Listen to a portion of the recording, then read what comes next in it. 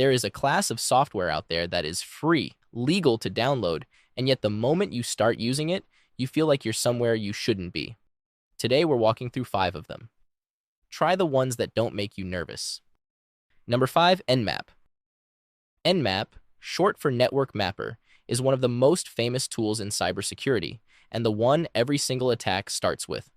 Before you can attack a system, you need to know what's on the system. What ports are open, which services are running, the versions of those services, the operating system, and so on. Nmap answers all of those questions with one command. Take Sally, for example. She's running an Ubuntu server at the IP 192.168.122.192. She set the machine up last week. It's secure, she thinks. Kim sits down at his own Kali machine, opens a terminal, and types Nmap, followed by Sally's server IP address. No flags, no options, no authentication, just the IP. He presses enter, and Nmap starts sending carefully crafted packets to the most common ports of Sally's server and notes which ones reply.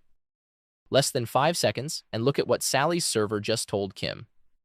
Nmap even resolved her hostname, Ubuntu. 3 ports are open. SSH on port 22, meaning Sally accepts remote logins. HTTP on port 80, meaning she's running a web server.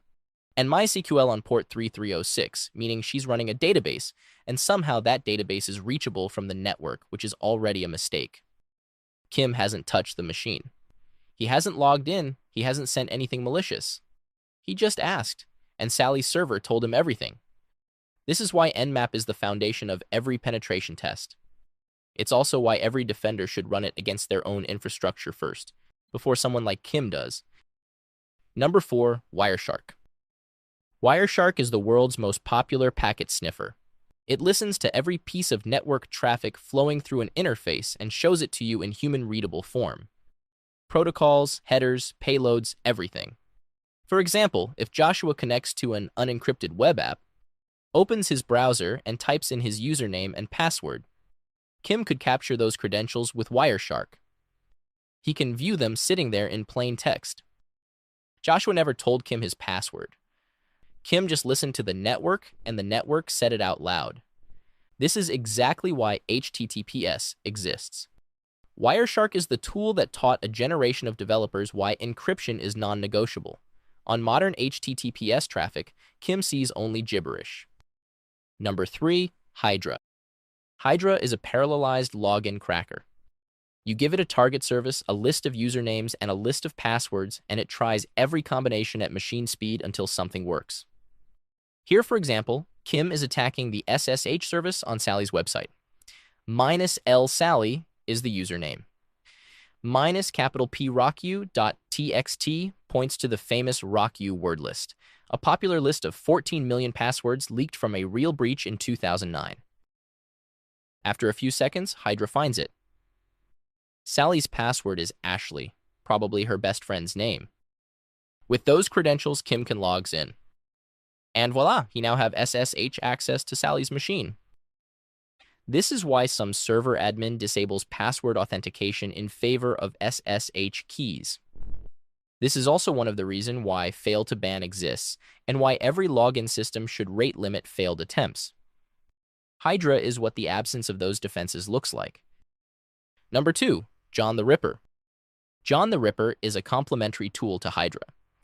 While Hydra focuses on cracking live login credentials, John specializes in password hashes. These are the encrypted versions of passwords stored in databases, leaked in breaches, or extracted from files. Now that Kim has root access on Sally's machine, he can copy her etc shadow file. This file contains the passwords of every user on the system, but stored as hashes, not in plain text. Hashes are designed to be irreversible, but weak passwords can still be cracked. Now that Kim has Sally's shadow file on his local machine, he can use John the Ripper to attempt to crack the passwords. The command he runs is as follows. The first part specifies the hash format used in the shadow file, so John the Ripper knows how to interpret the password hashes. The second part tells John the Ripper which list of candidate passwords to try during the attack.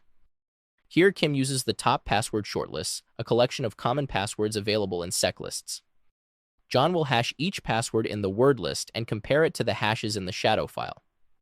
If a match is found, John identifies the original plaintext password. The third part is the file containing the password hashes that John will attempt to crack. Kim presses enter. And there it is, 3 passwords cracked in under a second. I love you, the admin password. Ashley, Sally's password. And Sunshine, the password of a third user named James. John the Ripper didn't decrypt the hashes from the shadow file. Instead, it hashed every word in the word list and compared the results with the hashes in the shadow file.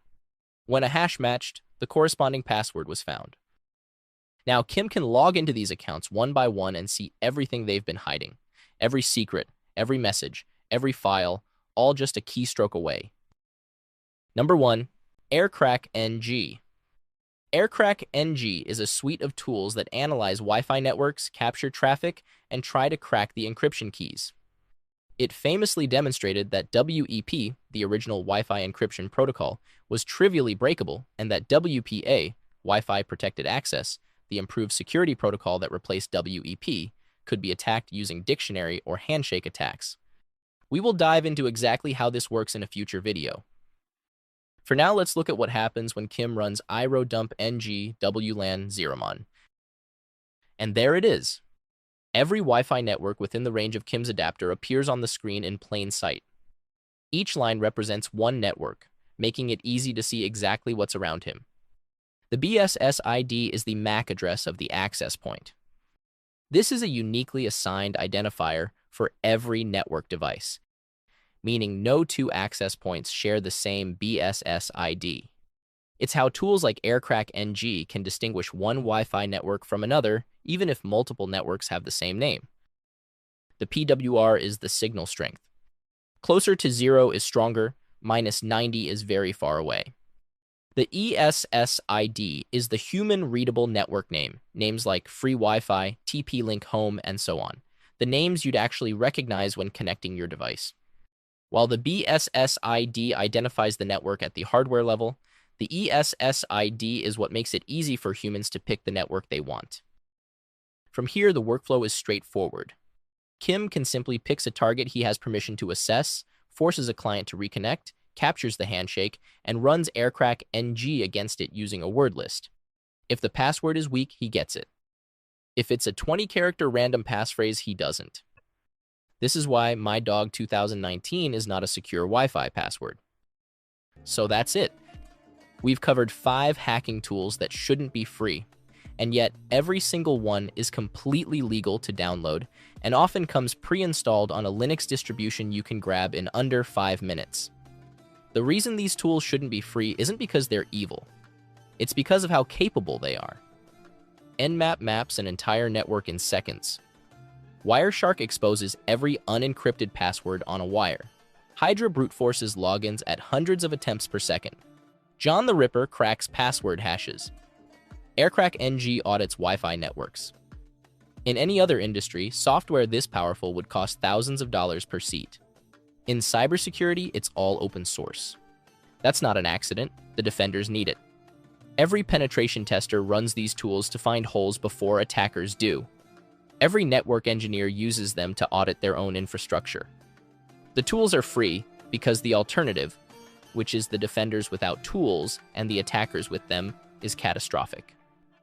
If you enjoyed this video, hit subscribe to see more deep dives into the weird and slightly uncomfortable side of cybersecurity.